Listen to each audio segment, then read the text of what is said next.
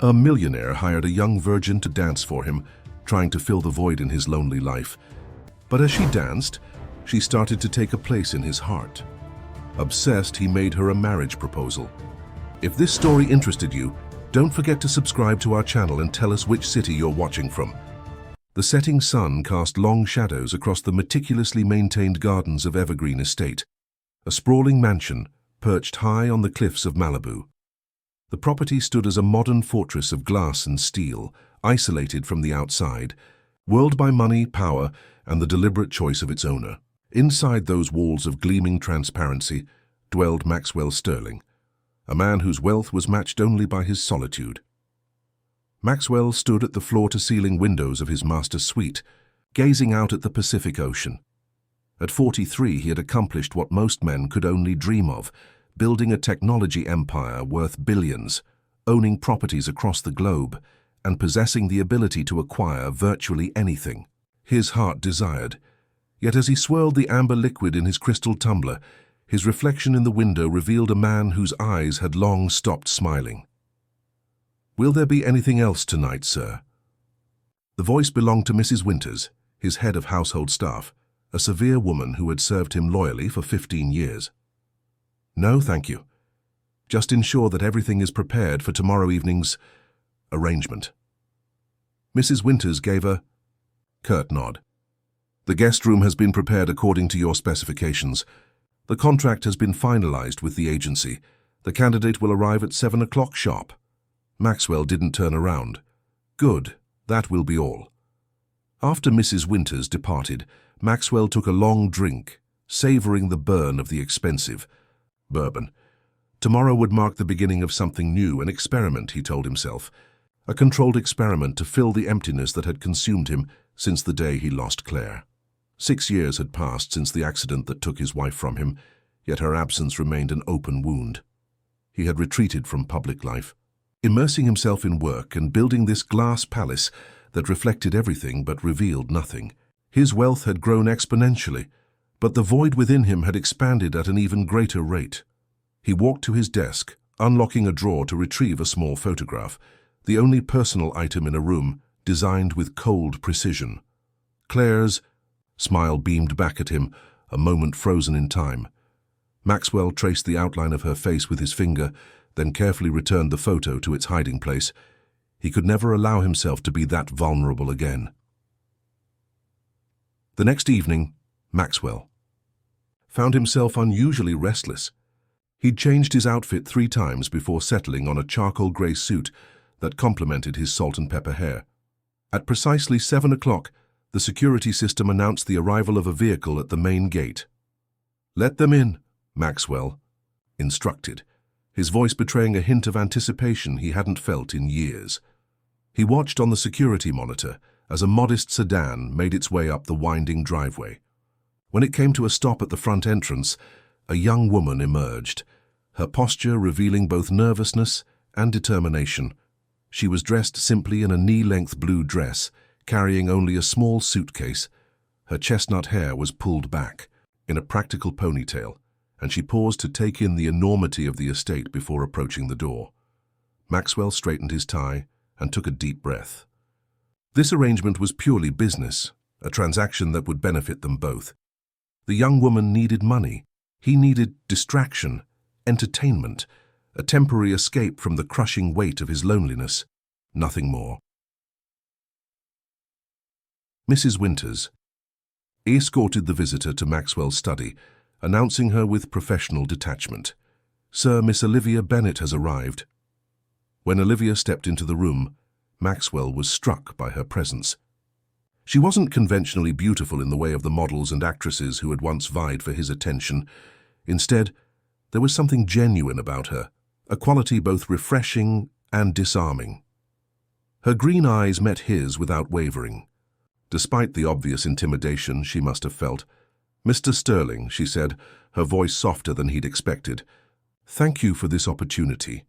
Maxwell gestured toward a chair. "Please sit down, Miss Bennet. Would you care for something to drink?" "Water would be fine, thank you." As Mrs. Winters poured her a glass of water, Maxwell studied Olivia. According to the agency, she was 23. had never danced professionally before and came from a small town in Oregon. Her family was struggling financially after her father's debilitating illness had drained their savings. She had no experience with luxury or wealth, and her background check had revealed no red flags, no history of substance abuse, no criminal record, and most importantly to Maxwell, no media presence or connections. She was, in essence, the blank canvas he had specified.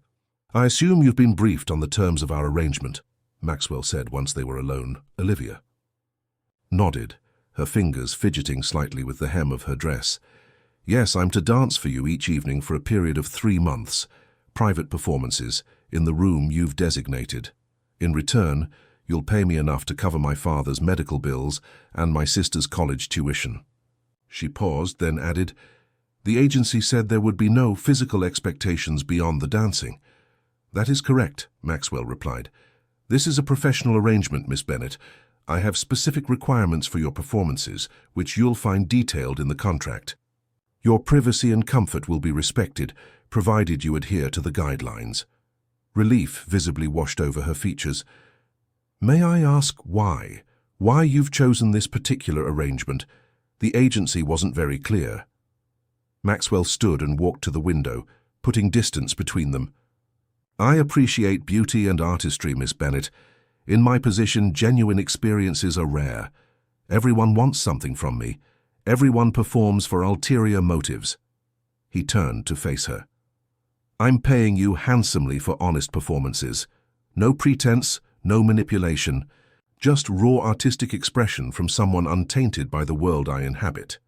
It wasn't the whole truth, but it wasn't entirely a lie either. What he couldn't tell her was how he'd become obsessed with the idea of molding someone pure, of creating a connection that he could control completely. He needed to fill the void Claire had left, not with another lover, but with something he could shape and direct without fear of loss or rejection. Olivia seemed to accept his explanation. "I understand. When would you like me to begin?" "Tonight," Maxwell said. "After dinner. Mrs. Winters will show you to your quarters now. You'll find everything you need there, including several appropriate outfits I've had prepared for you. The house rules are simple. You have access to the East Wing, the gardens, and the pool. My private quarters and offices are strictly off-limits. Your phone will be kept in a secure location while you're here, a non-negotiable security measure. For 3 months, I won't be able to contact my family." Concern flashed across her face. Maxwell's expression remained impassive. "You'll have supervised weekly video calls. Your family believes you're working as a personal assistant at a remote retreat with limited connectivity. This was explained in the contract you signed." Olivia swallowed hard but nodded. "Yes, of course, it's becoming real now." "If you're having second thoughts, Miss Bennett, now is the time to express them. Once you begin your stay here, I expect full commitment to our arrangement." After a moment's hesitation, Olivia straightened her posture. "No second thoughts, Mr. Sterling. I'm committed to this. My family needs the money, and I'll honor our agreement." "Good." Maxwell pressed a button on his desk. "Mrs. Winters will take you to your room now. Dinner will be served at 8. Your first performance will be at 10 o'clock. As Olivia followed Mrs. Winters out, Maxwell caught himself watching her departure with unexpected interest. There was something in her determined stride that reminded him of Claire when they first met, before wealth had changed them both, before tragedy had destroyed everything.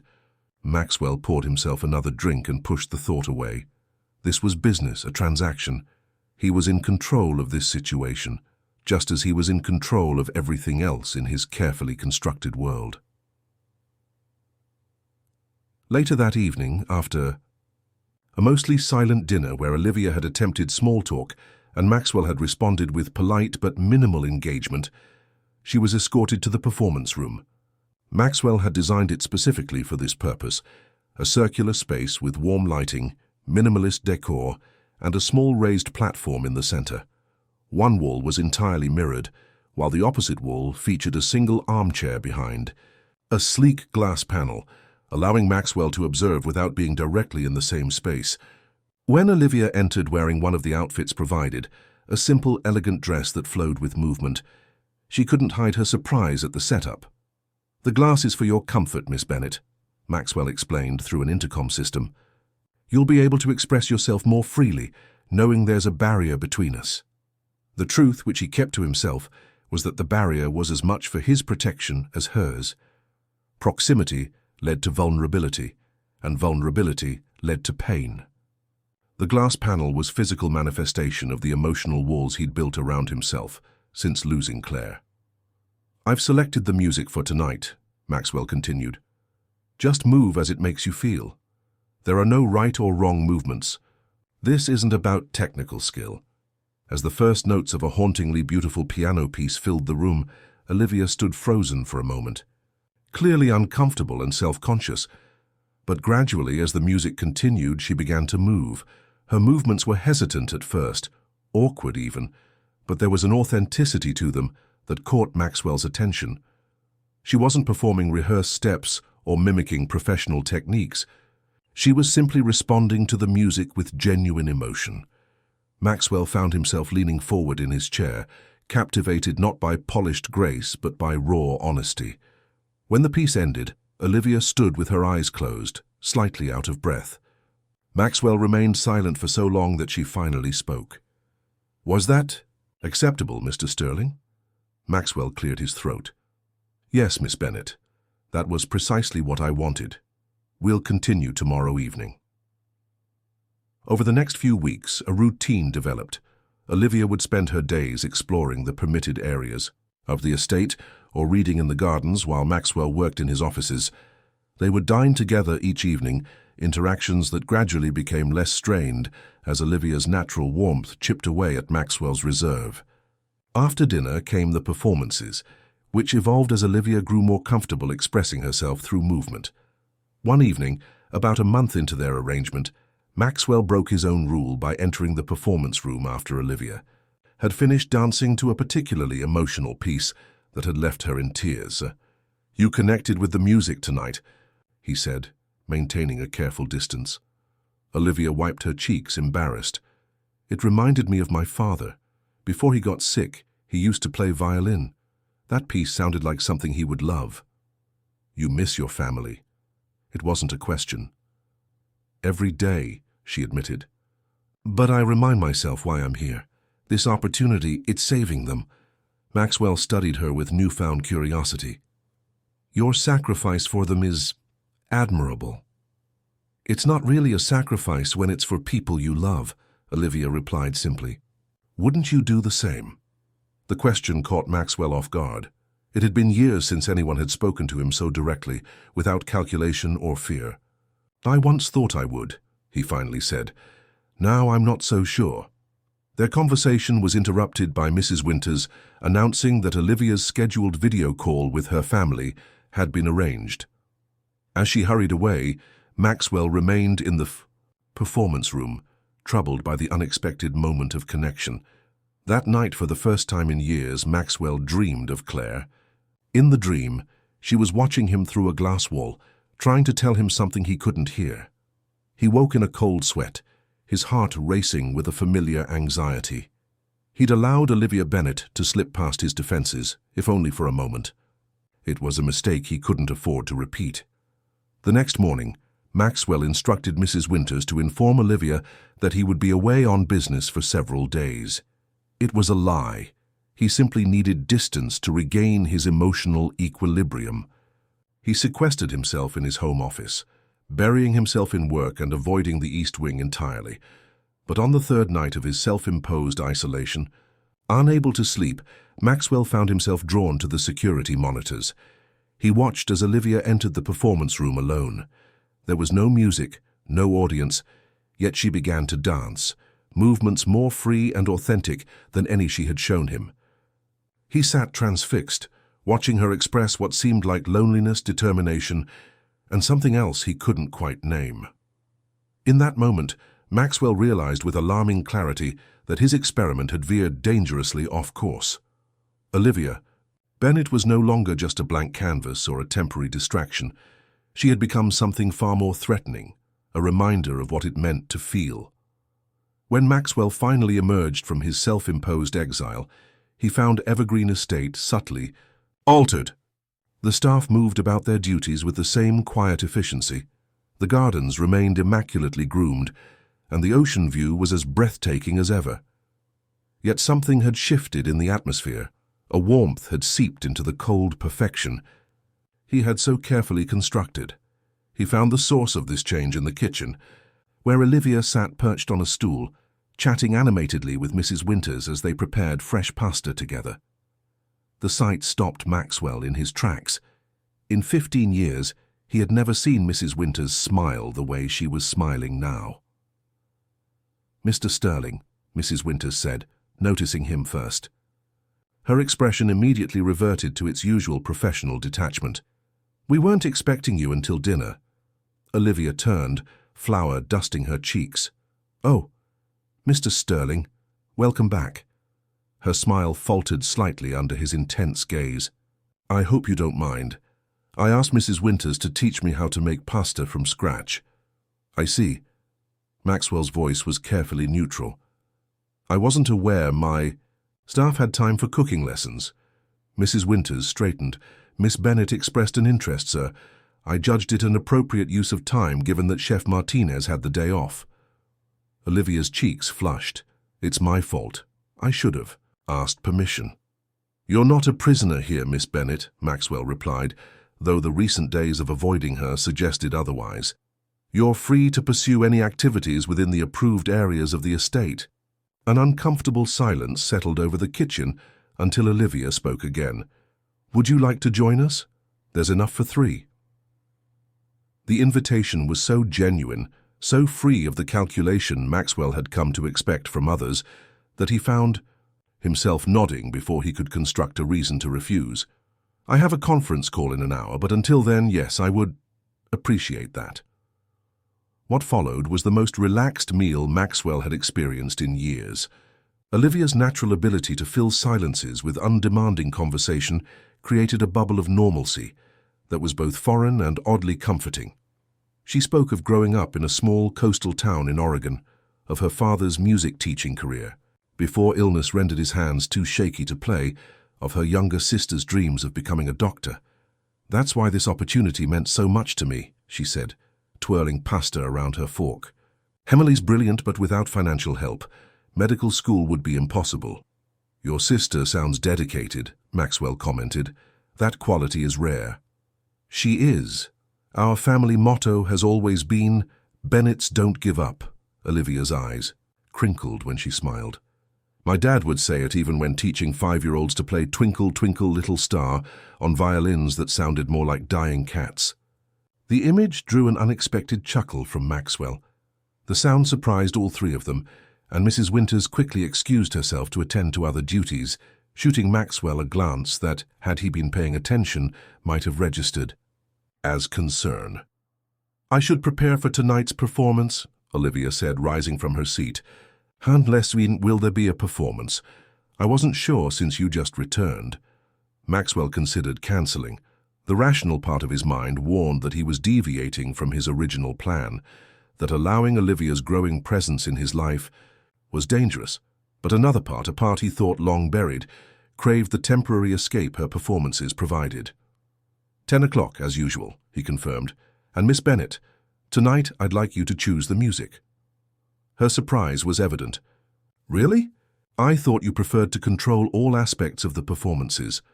Maxwell's jaw tightened at her astute observation. "Consider it an experiment in autonomy." That evening, when Maxwell took his place behind the glass panel, he noticed Olivia had selected one of the simpler outfits, a flowing white dress that emphasized her natural grace rather than any artificial sensuality. She had also arranged the room differently, dimming the overhead lights and placing several small candles around the perimeter. "I hope the candles are acceptable," she said, seeming nervous about the change. Maxwell nodded, his curiosity piqued. "What music have you selected?" "Something my father composed, actually. I found the sheet music on my phone before it was secured away. I asked Mrs. Winters if any of the staff could play piano, and it turns out Mr. Vaughan, one of your gardeners, was once a concert pianist." Maxwell frowned. "Mr. Vaughan never mentioned this qualification." "Because you never asked," Olivia replied simply. then immediately looked contrite. "I'm sorry, that was presumptuous of me." Before Maxwell could respond, the door opened and an older man entered. Mr. Vaughan, whom Maxwell recognized only vaguely as one of the workers who tended the eastern gardens. The man nodded respectfully toward Maxwell, then took a seat at the baby grand piano that had been largely decorative until now. What followed was unlike any previous performance, as Mr. Vaughan played the hauntingly beautiful composition, a piece that seemed to contain both profound sorrow and quiet hope. Olivia danced with the emotional sincerity that transcended her technical limitations. This wasn't the hesitant movement of their early sessions, nor the growing confidence of recent weeks. This was raw emotional vulnerability expressed through motion. Maxwell found himself holding his breath, transfixed not just by the performance, but by the realization that Olivia had orchestrated this entire experience, had taken his controlled environment and transformed it into something authentic and moving. When the final notes faded, Maxwell remained motionless, aware of an unfamiliar tightness in his chest. "My father wrote this when my mother was diagnosed with cancer," Olivia explained into the silence, slightly breathless from the performance. "He called it light through shadows. Even in the darkest times, he believed there was always a path toward brightness." Maxwell stood abruptly. "Thank you, Miss Bennet. Mr. Vaughan, that will be all for tonight." He retreated to his suite, pouring himself a generous measure of bourbon as he struggled to process his reaction to the performance. Olivia had done more than dance. She had shared something deeply personal, inviting him into her emotional world in a way that felt dangerously intimate. The following morning, Maxwell made a decision. He summoned Olivia to his study, determined to reassert the boundaries of their arrangement. "Last night's performance was unexpected," he began, his tone deliberately formal. "While I appreciate the initiative, I must remind you that our agreement specifies certain parameters." Olivia nodded, her expression carefully neutral. "I understand. I won't overstep again." "See that you don't." Maxwell paused, then continued with practiced detachment. "That said, I've been considering a modification to our current arrangement. Your performances have exceeded my expectations, and I believe an adjustment in compensation is warranted." Olivia's eyes widened. "That's very generous, but the agreed amount is already more than fair." "Nevertheless, I'm increasing it by 20%. Maxwell pushed a document across the desk. "This amendment requires your signature."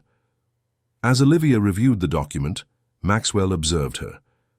There was something different about her after 6 weeks at Evergreen Estate. Her posture was more confident, her manner more self-assured.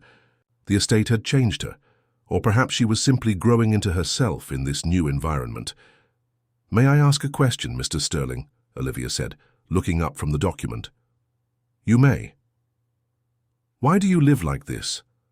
So isolated from everything and everyone?" The directness of her question caught him off guard. "My lifestyle is not relevant to our arrangement, Miss Bennet." "Maybe not to the contract," she acknowledged, "but as someone who spends every day in your home, who performs for you night after night, I can't help but wonder about the man behind the glass." Maxwell stood, moving to the window in a practiced gesture that allowed him to regain emotional distance. "My life before Evergreen Estate was different. I was different. Circumstances changed me." "Was it because of Claire?" Maxwell spun around, his composure fractured. "How do you know that name?" Olivia paled slightly at his reaction but held her ground. "There's a photograph. In the library. It fell from a book I was reading, a copy of The Great Gatsby. You and a woman sailing. The inscription on the back said, 'Maxwell and Claire Catalina forever.'" Maxwell's hands clenched involuntarily. That photograph, one he thought lost years ago, had been a bookmark in Claire's favorite novel. He'd ordered the library preserved exactly as she'd left it, untouched by even the staff. He hadn't entered that room since her passing. "My late wife is not a topic for discussion," he said, his voice dangerously quiet. "Ever." "I'm sorry," Olivia said softly. "Truly. I didn't mean to cause you pain." Maxwell closed his eyes briefly, struggling to rebuild his emotional walls. "Sign the amendment, Miss Bennet. Then you're excused." Instead of immediately complying, Olivia took a step toward him. "Mr. Sterling, Maxwell, I know what it's like to lose someone you love. My mother passed when I was 16. For years, I couldn't even say her name without feeling like I was breaking apart inside." "This is not the same," Maxwell said through gritted teeth. "No, it's not," Olivia agreed. "Everyone's grief is unique, but isolation doesn't heal it. Believe me, I've tried that route." "You presume to understand my choices." Maxwell's voice was cold now. "You've been in my home for 6 weeks, and believe that qualifies you to psychoanalyze." "Me?" Olivia didn't back down. "I don't presume to understand everything. But I see a man who has built walls so high that nothing can hurt him anymore, but nothing can reach him either. Not joy, not connection, not life." "You've forgotten your place, Miss Bennet." Maxwell's tone was glacial. "Our arrangement is professional, not personal. Your speculation about my private life is inappropriate and unwelcome." Hurt flashed across Olivia's face, quickly masked by a calm dignity that reminded Maxwell uncomfortably of Claire. "You're right. I apologize." She signed the amendment without further comment, placed the pen precisely beside the document, and left the study with her head held high. That evening, Maxwell considered cancelling the performance. The conversation in his study had disturbed his carefully maintained equilibrium. But as 10 o'clock approached, he found himself taking his customary seat behind the glass panel, unwilling to disrupt the routine that had become strangely central to his days. When Olivia entered, she was the consummate professional, no personal touches, no deviations from the original format. She danced to the music Maxwell had selected, her movements technically perfect, but lacking the emotional connection that had characterized recent performances. It was, Maxwell realized with unexpected disappointment, exactly what he had demanded: an impersonal transaction between employer and employee. The following days established a new pattern. Olivia was unfailingly polite but distant. She no longer joined the staff for meals, instead taking hers alone in her room or in the gardens. Her performances remained technically accomplished, but emotionally restrained. Maxwell told himself this was preferable, safer, yet found himself increasingly dissatisfied.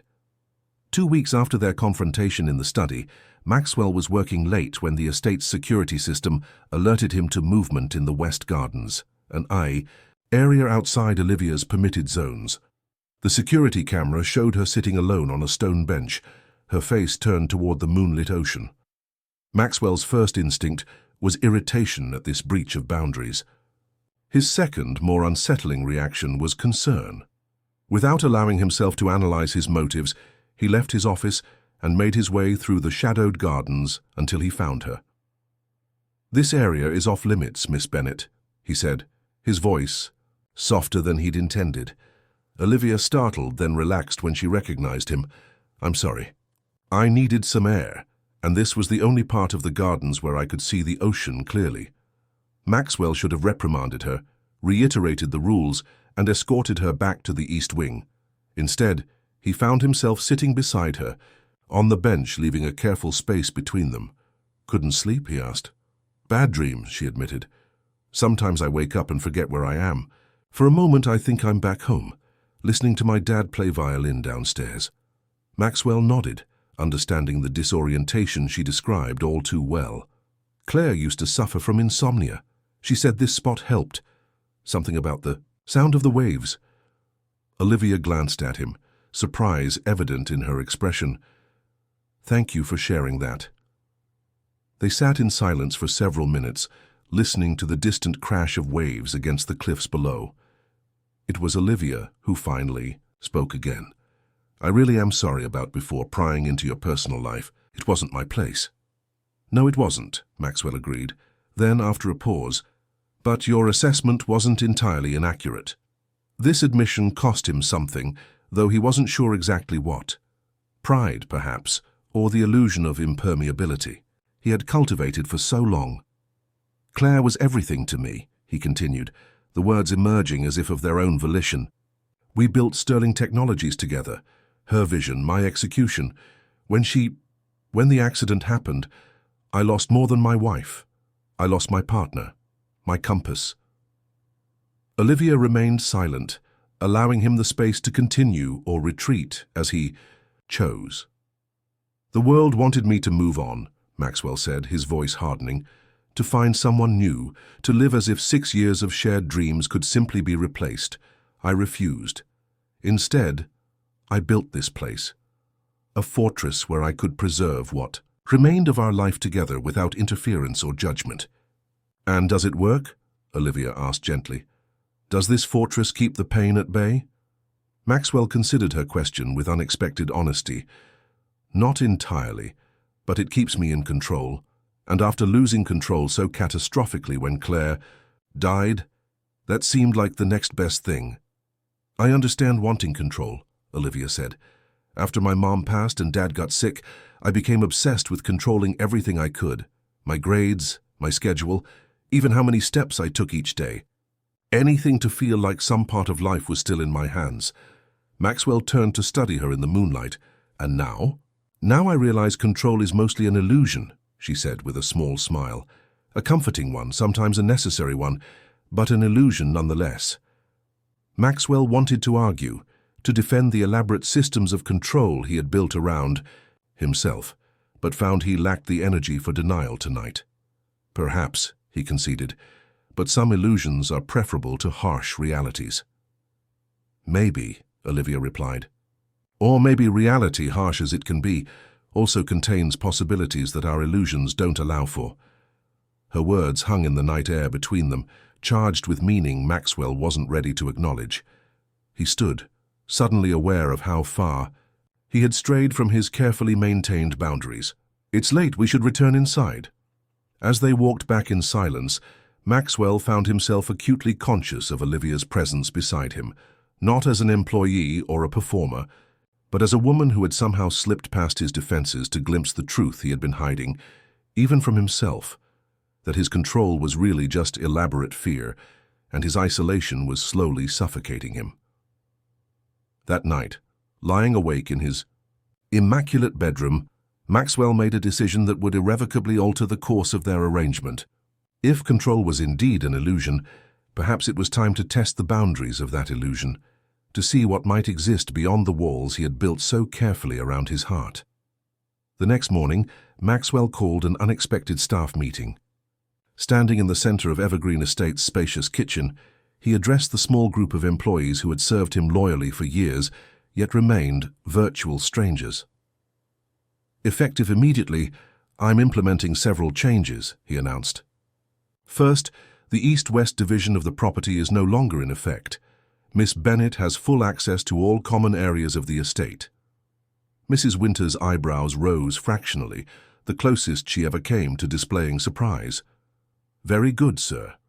Shall I inform Miss Bennett of this change? I've made some changes to our arrangement, Maxwell said finally. You now have access to the entire estate, with the exception of my private quarters. The restrictions on your movements have been lifted.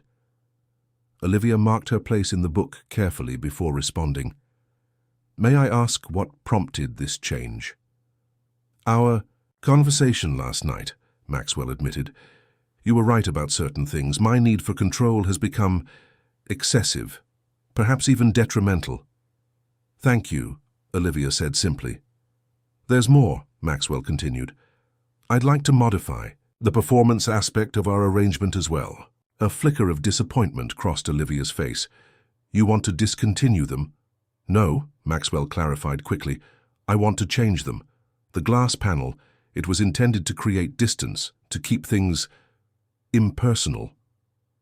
And now? Maxwell took a steadying breath. Now I'm wondering if that distance is necessary or beneficial. Understanding dawned in Olivia's eyes. You want to be in the room during the performances. If you're comfortable with that, Maxwell said. The other parameters remain unchanged. This is still a professional arrangement. Olivia studied him for a long moment, her gaze disconcertingly perceptive. Is it, though? Still just professional? The question hung between them, heavy with implication. Maxwell had asked himself the same thing repeatedly over the past sleepless night, and had yet to arrive at an honest answer. "I don't know," he finally admitted. "That uncertainty is unfamiliar to me." Olivia nodded, accepting his candor. "I understand. And yes, I'm comfortable with removing the glass panel. In fact, I think it might help the performances. Dancing for someone behind a barrier always felt a bit artificial." "Then it's settled," Maxwell said, rising from his chair. "Tonight at the usual time." As he turned to leave, Olivia called after him. "Mr. Sterling, thank you for trusting me with this." Maxwell paused in the doorway. "Maxwell," he corrected quietly. "When we're alone, I think you can call me Maxwell now." That evening, the performance room felt different without the glass panel dividing it. Maxwell sat in his usual chair, but the absence of the barrier made the space feel more intimate, more immediate. When Olivia entered wearing a deep blue dress that complemented her eyes, he found himself experiencing an unfamiliar sensation, nervousness. "I've selected something different for tonight," Olivia said, moving to the sound system. "If that's acceptable." Maxwell nodded, not trusting his voice. As the music began, a contemporary piece with classical influences, Olivia began to move with greater freedom than she'd ever shown before. Without the glass between them, her performance took on new dimensions. Maxwell could hear her breathing, see the changing expressions on her face, feel the subtle shifts in energy as she moved closer to him, then away. The experience was intoxicating. Maxwell found himself leaning forward, completely absorbed in the authenticity of her expression. This wasn't the polished performance of a professional, it was raw emotional communication through movement. Something about witnessing it directly, without barriers, made it impossibly more powerful. When the music ended, Olivia stood only a few feet away from him, slightly breathless.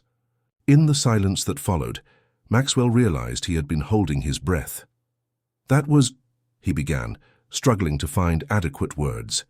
"Different," Olivia finished for him. "Without the glass, I can see your reactions. It changes everything." Maxwell stood, suddenly aware of how close they were standing. "You dance beautifully. Not technically perfect, but with genuine feeling. It's refreshing."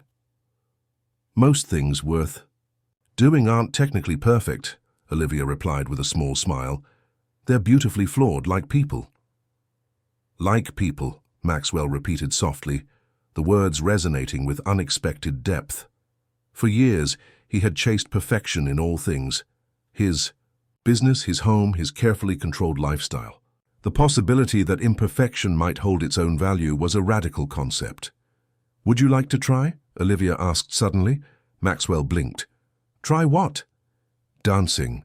She extended her hand toward him. Just once, without an audience or expectations. Every instinct warned Maxwell to decline, to retreat behind the comfortable walls of employer-employee propriety.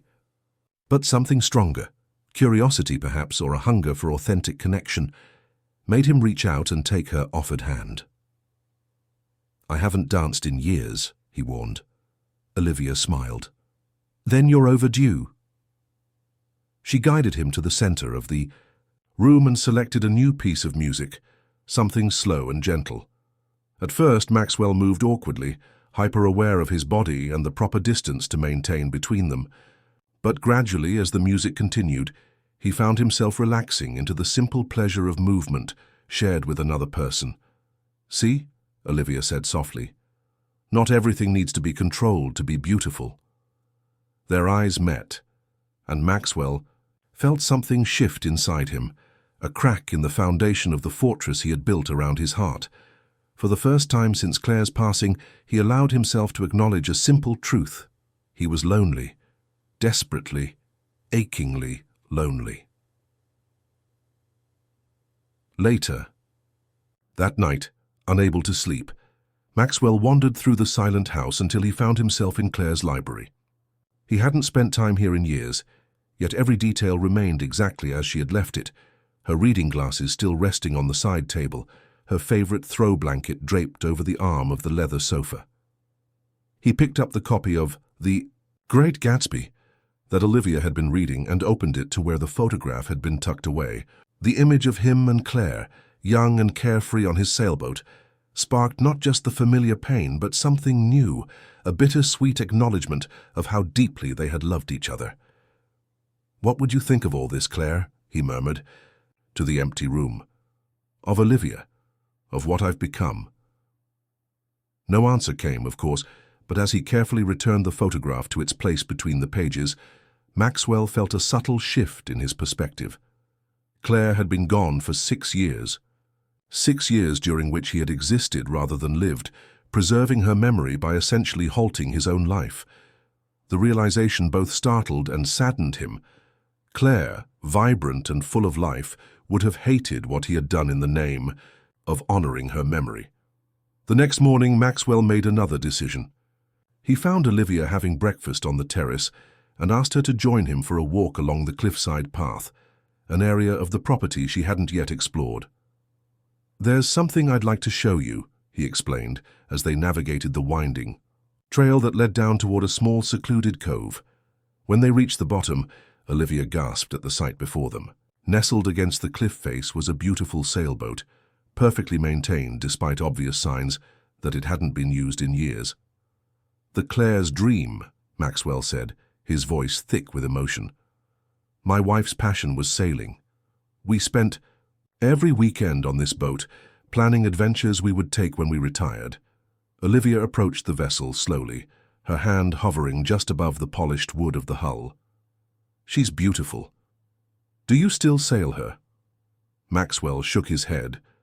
"Not since the accident. Claire drowned when a sudden storm capsized a rental boat during a business trip to Seattle.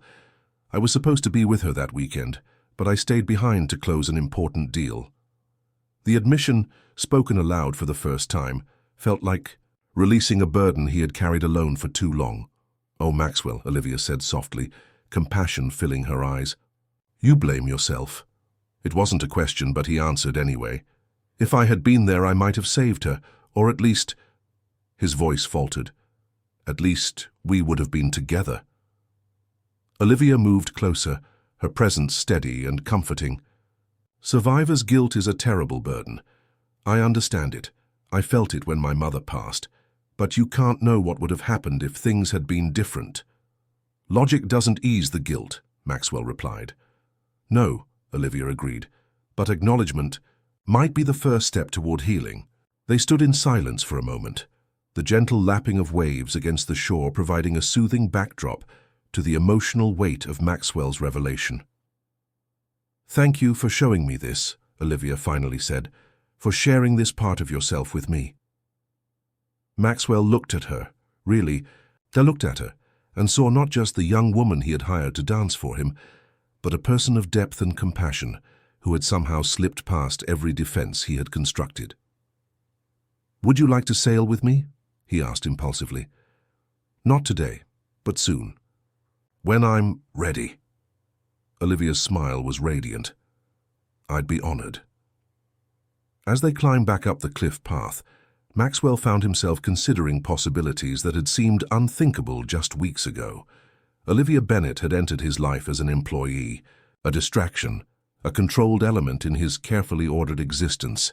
Now she was becoming something dangerously close to a friend, someone who saw his brokenness and didn't turn away. That afternoon, Maxwell made a phone call he had been avoiding for years. Jason Parker had been his closest friend and business partner before Claire's passing, before Maxwell had shut out everyone connected to his previous life. "Max?" Jason's voice held disbelief when he answered. "Is that really you?" "It's me," Maxwell confirmed. "I'm sorry it's been so long." 6 years, 2 months, and about 15 days, Jason replied, a hint of hurt underlying his casual tone. "But who's counting?" Maxwell closed his eyes, struck by the magnitude of his self-imposed isolation. "I deserve that, and probably much worse." "Where are you calling from? Still hiding out in that fortress of yours in Malibu?" "It's not a fortress," Maxwell said automatically, then caught himself. "Actually, yes, that's exactly what it is. I built walls to keep the pain out, but I've just been trapping it inside with me." A moment of startled silence followed this admission. "Okay, now I'm worried." Who is this really? And what have you done with the real Maxwell Sterling? Maxwell found himself smiling, another unfamiliar sensation. Things are changing, Jason. I'm changing. Any particular reason? His old friend's voice had grown serious. Maxwell thought of Olivia, her strength, her compassion, the way she had challenged him to see beyond his self-imposed limitations. Let's just say someone helped me realize it was time. Their conversation continued for nearly an hour, awkward at first, but gradually finding echoes of their old rapport. When they finally said goodbye, Jason had accepted an invitation to visit Evergreen Estate the following weekend, the first social guest Maxwell had welcomed in 6 years. That evening's performance was different from any that had come before. Maxwell had removed not just the glass panel, but all arbitrary divisions between performer and audience. Instead of the formal setting of the performance room, they used the spacious living room, with its panoramic ocean views and warm, intimate lighting.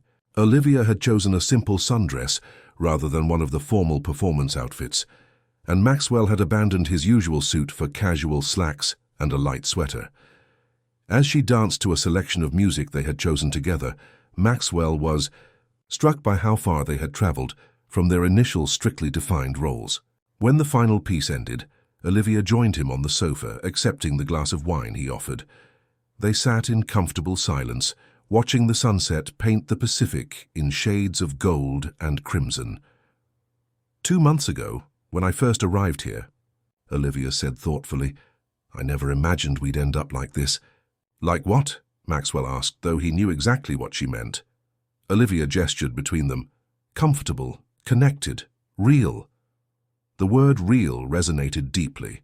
For years, Maxwell had lived in a carefully constructed unreality, maintaining the illusion that he could control his environment, his emotions, even time itself, by preserving everything exactly as it had been when Claire was alive. I invited an old friend to visit this weekend, Maxwell said. Jason Parker. He was my best friend before everything changed. Olivia's eyes widened slightly. That's a big step. One of many I should have taken years ago, Maxwell acknowledged. You've helped me see that, Olivia. Their eyes met, and the air between them seemed to charge with unspoken possibility. Maxwell found himself leaning slightly toward her, drawn by something stronger than conscious thought. The moment was interrupted by Mrs. Winters clearing her throat discreetly from the doorway. Excuse me, Mr. Sterling. Miss Bennett's weekly video call with her family has been arranged. Olivia stood quickly, the spell broken. Thank you, Mrs. Winters. I'll be right there. As she hurried from the room, Maxwell was left with the unsettling realization that something fundamental had shifted in their relationship, something that could not be easily categorized or controlled. The boundaries he had so carefully established were blurring, and for the first time in years, he found himself facing an outcome he could not predict. That night, Maxwell made a decision that would irrevocably alter the nature of their arrangement, a decision that would either heal the broken pieces of his heart or shatter them beyond all repair. Tomorrow, he would offer Olivia Bennett something he had never imagined offering anyone. After Claire, a future. I'll speak with her myself, Maxwell replied. Second, I'd like to organize a staff dinner this weekend. Nothing formal, just an opportunity for better acquaintance. Now even the imperturbable Mr. Vaughan looked startled. In 6 years, Maxwell had never shown interest in personal engagement with his staff. And finally, Maxwell continued, his voice betraying only the slightest hesitation, I'd like to know more about each of you, your backgrounds, your qualifications. Mr. Vaughan, I understand you were once a concert pianist. The older man straightened slightly. Yes, sir. I trained at Juilliard and performed with the Boston Symphony for 15 years. Yet you applied for a position as a gardener? Mr. Vaughan's weathered face softened. After my wife passed, I found more solace in growing things than in music. Your estate offered both employment and peace. Maxwell nodded, absorbing this information with newfound interest. I see. Thank you for sharing that. He turned to Mrs. Winters. And you, I realize I've never inquired about your life before Evergreen. A complicated expression crossed Mrs. Winters' normally stoic features. I was a hotel manager for 20 years, sir. The Fairmont in San Francisco. I came to work for you and Mrs. Sterling when you purchased this property." "You knew Claire?" Maxwell said quietly. "Yes, sir. She was a remarkable woman." An uncomfortable silence fell over the kitchen as the staff exchanged concerned glances. Maxwell rarely mentioned his late wife, and never in casual conversation. "She would be disappointed in what this house has become," Maxwell said, more to himself than to his audience. Then, with visible effort, he refocused. "That will be all, for now. Thank you for your attention." As the staff dispersed, Mrs. Winters lingered. "If I may speak freely, sir." Maxwell gestured for her to continue. "Mrs. Sterling always said you had two hearts, one that everyone could see, and one that only she knew." Mrs. Winters hesitated, then added, "It's been good to catch glimpses of that second heart again these past weeks." Before Maxwell could respond, she excused herself, leaving him to contemplate her words. Had he changed so much? Had Olivia's presence in the house affected him so visibly that even his reserved housekeeper had noticed? He found Olivia in the library later that morning, curled in a window seat with a book. She looked up when he entered, her expression guarded but curious. "Mr. Sterling," she greeted him. "I was just reading The Great Gatsby," he finished for her, noticing the familiar blue cover. "Claire's copy." Olivia began to close the book. "I can put it back if you'd prefer." "No." Maxwell moved further into the room, running his fingers along the spines of nearby volumes. "Claire would be pleased to know her books are being read. She always said unread books were the saddest things in the world, all that knowledge and emotion trapped between closed covers." A small smile touched Olivia's lips. "My mother used to say something similar. She called books patient friends that would wait for you to return to them, no matter how long you'd been away." Maxwell nodded, then gestured to a nearby armchair. "May I?" At Olivia's nod, he sat across from her. For a moment, neither spoke, the morning sunlight streaming through tall windows, creating a peaceful bubble around them. The morning sun streamed through the windows of Maxwell's study as he reviewed the document before him. It wasn't the first contract he had drafted for Olivia Bennet, but he sensed it would be the most significant. His hands, usually steady and confident when signing multi-million-dollar deals, trembled slightly as he placed the papers in a leather portfolio. A knock at the door interrupted his thoughts. "Come in," he called, composing himself. Mrs. Winters entered with a silver tray bearing coffee and a selection of pastries. "Your breakfast, sir, and Mr. Parker's office called to confirm his arrival tomorrow afternoon." "Thank you, Mrs. Winters." Maxwell hesitated, then asked, "Is Miss Bennet awake yet?" "Yes, sir. She's having breakfast in the garden." Maxwell nodded, fighting an unfamiliar nervousness. "Please inform her. I'd like to speak with her in the library at 10 o'clock. After Mrs. Winters departed, Maxwell moved to the window overlooking the eastern gardens. From this vantage point, he could see Olivia seated at the small wrought-iron table, sunlight playing across her chestnut hair as she read from a book propped against the jam jar.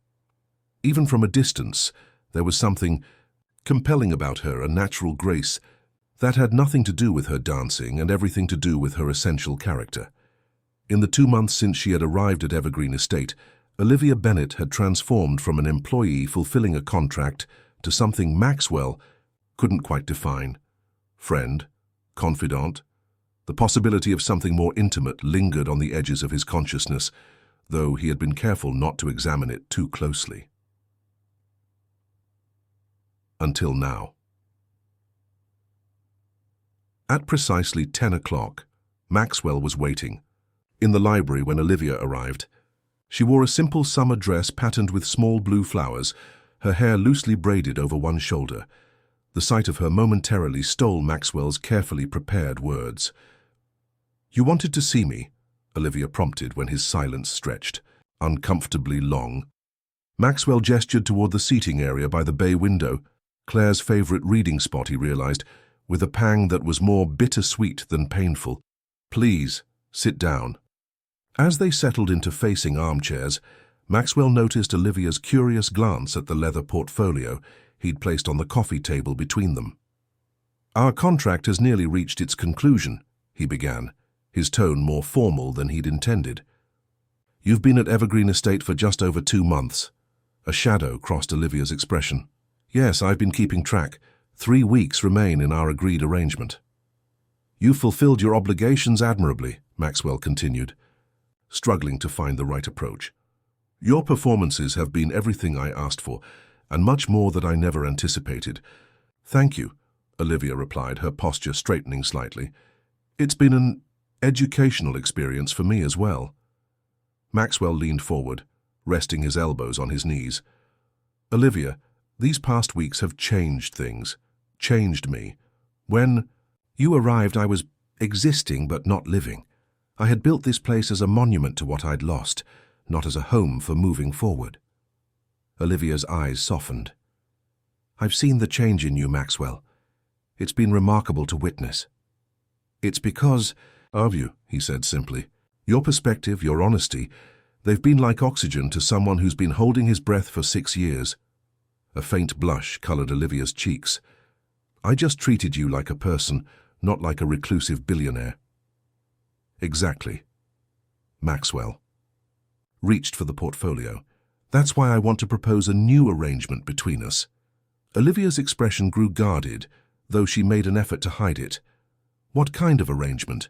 Maxwell opened the portfolio and withdrew the document he had prepared. I want you to stay at Evergreen Estate, not as an employee, but as... He paused, searching for the right word. As my partner. Partner, Olivia repeated, clearly puzzled. In all things, Maxwell clarified. Personal and professional. I'm offering you a life here, Olivia. With me. He handed her the document, watching anxiously as she scanned its contents. It wasn't a romantic proposal in the traditional sense, but it was the most genuine offer Maxwell could make, a legal framework for sharing his life, his wealth, and his future with her. This is... Olivia's voice faltered as she reached the figures outlined in the agreement. Maxwell, this is essentially a marriage contract. It's security, he corrected gently. For both of us. You would have financial independence, a position within Sterling Technologies if you wish it, and a permanent home here at Evergreen Estate. He swallowed hard before adding, with me. Olivia set the document aside, her expression troubled. May I ask what prompted this offer? Maxwell stood, needing movement to manage the vulnerability he felt. You did. The way you've shown me that connection doesn't have to mean loss of control. The way you've gradually brought life back into this mausoleum I created. He turned to face her directly. I haven't felt this alive since Claire died. I don't want to lose that when our contract ends. So this is about keeping what I bring to your life, Olivia said carefully. The comfort, the connection. It's about building something new, Maxwell insisted. Together. Olivia rose from her chair, moving to stand before him. Her proximity made his heart race in a way that both thrilled and terrified him. Maxwell, she began gently, do you love me? The question caught him entirely off guard. Love was not a term he had allowed himself to consider. It implied a vulnerability, a surrender of control that still frightened him. He faltered. I care deeply for you. I admire your strength, your perspective. I enjoy your company, more than anyone else's. But do you love me? Olivia pressed. Not as a diversion or a companion or even as someone who helps you heal. Do you love me for who I am?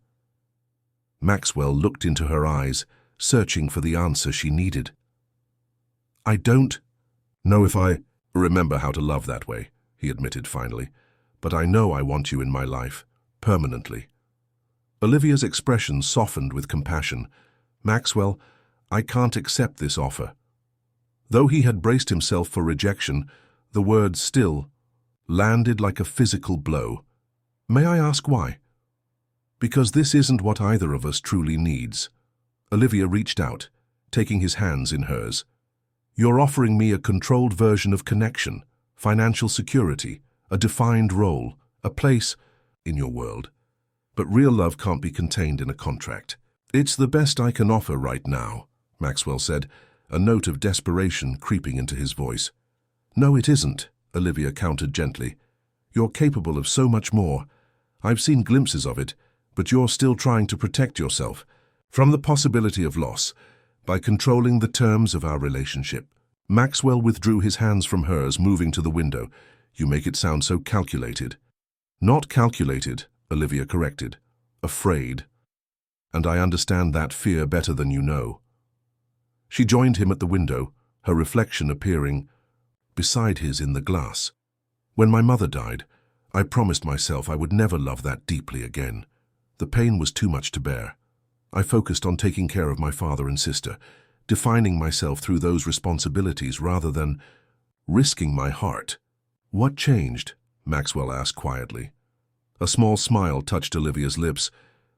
I met someone who showed me that protecting yourself from pain also means protecting yourself from joy, from growth, from life itself. Maxwell turned to her, startled. Me? I showed you that. Yes, you, Olivia confirmed. Watching you begin to emerge from your grief, seeing you take those first tentative steps toward living again, it inspired me to examine my own walls. And yet you're rejecting my offer, Maxwell said, unable to keep the hurt from his voice. I'm rejecting a business arrangement disguised as a relationship, Olivia clarified. I don't want to be acquired, Maxwell. I want to be loved. And you deserve the same. Not a companion who fulfills a contract, but a partner who chooses you freely, with all the messiness and uncertainty that entails. Maxwell ran a hand through his hair, frustration and confusion warring within him. What are you saying exactly? I'm saying I care too much about you to accept these terms. Olivia's voice was gentle but firm. I'm saying that when our original contract ends, I need to leave Evergreen Estate. Not because I want to go, but because you need to decide what you truly want, control or connection. You can't have both. Not completely. The thought of Olivia leaving struck Maxwell with unexpected force. In just 2 months she had become central to his daily life, to his emerging sense of possibility. The prospect of returning to the cold silence of Evergreen Estate without her was suddenly unbearable. And if I asked you to stay without a contract, he ventured, just stay? Why would you want me to? Olivia challenged softly. Maxwell closed his eyes, searching for the truth beneath his carefully constructed defenses. When he opened them again, the answer was there, simple and terrifying in its vulnerability. Because I think I might be falling in love with you, he admitted, and that scares me more than anything has in 6 years. Olivia's eyes shimmered, with unshed tears. That's a start, Maxwell, a real start. She reached up, gently touching his face. But we both need time. I need to know that your feelings are for me, the real me, not just what I represent or how I make you feel. And you need to be certain you're ready to risk your heart again. How? Much time, Maxwell asked, covering her hand with his own. The remainder of our contract, Olivia suggested. 3 weeks. I'll fulfill my original obligations, but we'll spend time together without expectations or definitions, getting to know each other as equals, not as employer and employee. And then we decide separately and honestly what we want from each other.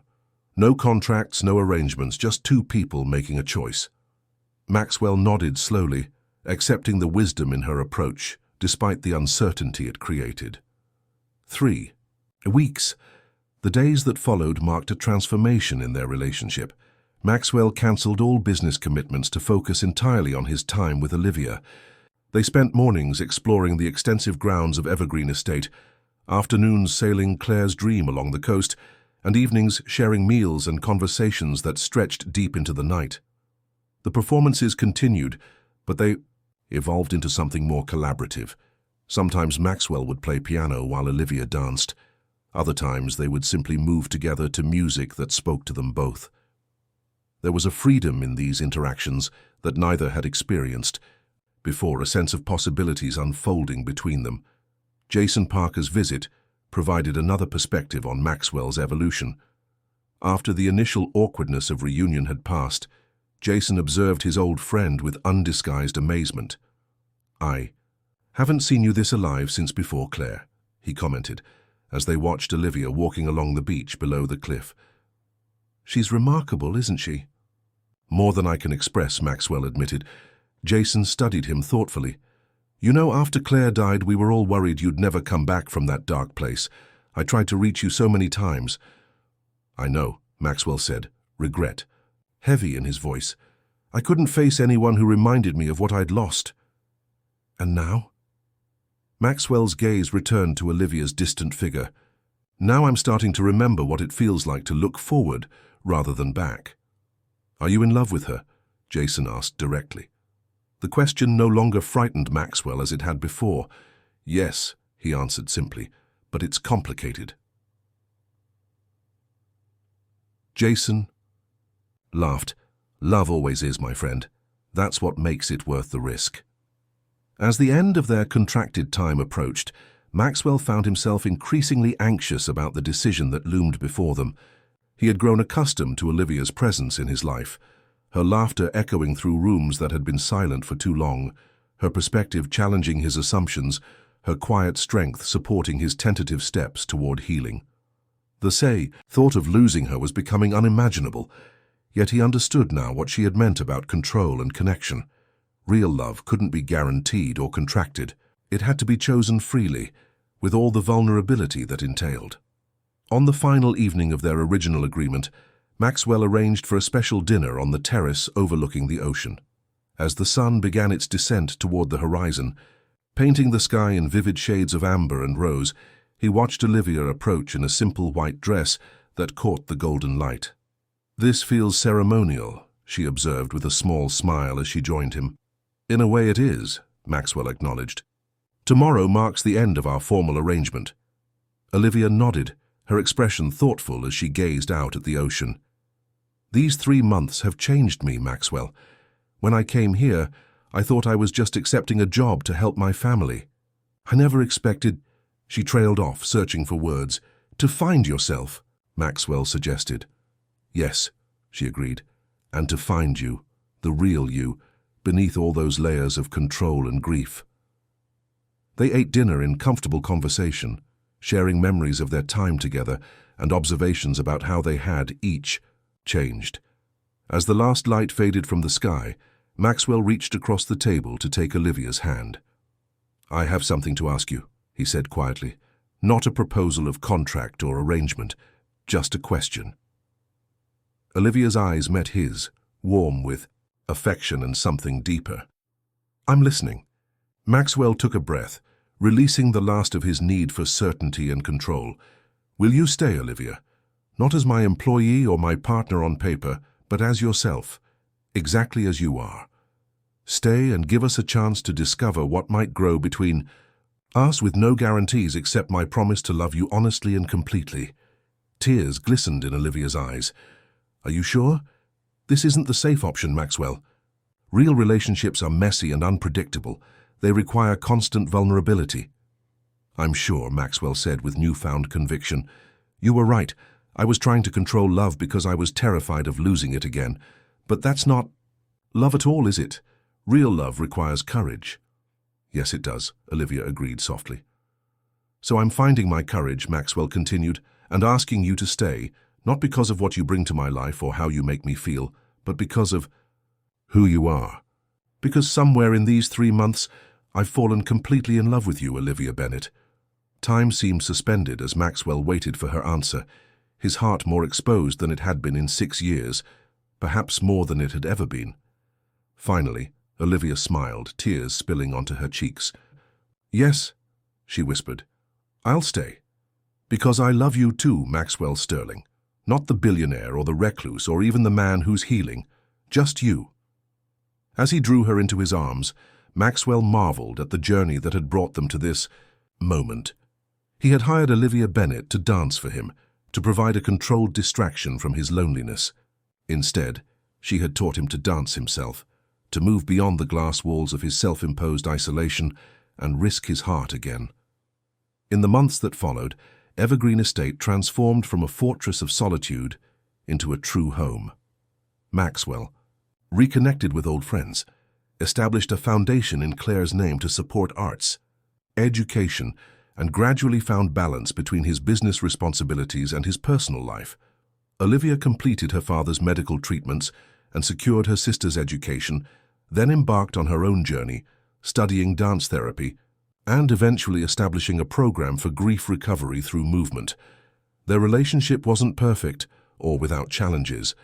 They argued, compromised, disappointed each other and reconciled, all the messy realities of genuine connection that no contract could ever encompass.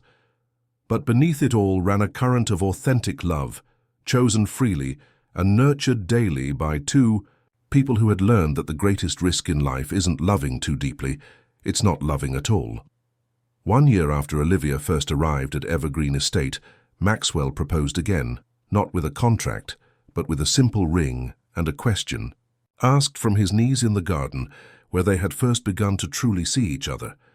Their wedding took place on Claire's dream, sailing into the sunset with a small gathering of family and friends, bearing witness to their commitment. As evening fell and the first stars appeared above the ocean, Maxwell stood at the helm with Olivia beside him, her head resting against his shoulder. "Happy?" he asked softly. Olivia tilted her face up to his, eyes shining with a joy that required no performance or pretense. "Completely. You." Maxwell considered the question seriously, the habit of honest self-reflection one of many gifts she had given him. "I'm not just happy," he realized aloud. "I'm at peace." He gazed out at the horizon, where ocean and sky merged in endless possibility. The glass walls that had once defined his existence had shattered, leaving him vulnerable but alive, truly alive for the first time since losing Claire. In finding the courage to love again, he had discovered not just happiness, but something far more precious, freedom from the prison of his own making. Maxwell pulled Olivia closer, grateful beyond words for the young woman who had arrived at his door as a stranger and become the compass guiding him back to himself. Together they sailed forward into the gathering darkness, no longer afraid of what they couldn't control, but trusting in the light they had found in each other. Fim da Historia. Dear listeners, we hope you've been moved by Maxwell and Olivia's journey from isolation to connection. For more emotionally captivating stories like this one, we've created a special playlist of narratives that explore the complexities of healing and love. You'll find it by clicking the link to your left. If this story touched your heart, please subscribe to our channel and give this video a thumbs up. Every day we bring you unique stories that delve into life's most profound emotions and transformations. Don't